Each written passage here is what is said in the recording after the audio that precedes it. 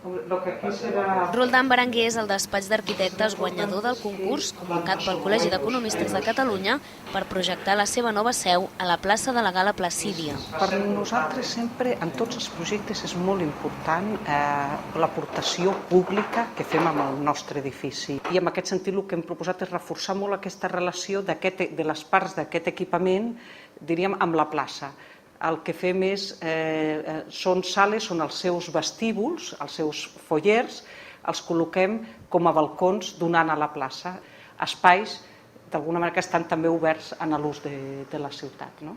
És un edifici tecnològicament molt modern, que fa una aposta molt forta per la convertibilitat. És un edifici canviant, vull dir que pot aparèixer molt transparent a la plaça o pot aparèixer molt opac. Tot ell té aquest potencial de tenir vistes, de tenir llum, o alhora, quan es vol optar per aquests elements de cortinatge, diríem, tecnològics, enfosquir l'edifici. Per nosaltres també era molt important com l'edifici entenia l'escala i el perfil de la ciutat en aquest lloc. I llavors, en aquest sentit, són plantes dúplex, diríem. No són un pis sobre un pis, sinó que s'associen en dos i la façana apareix com una única planta.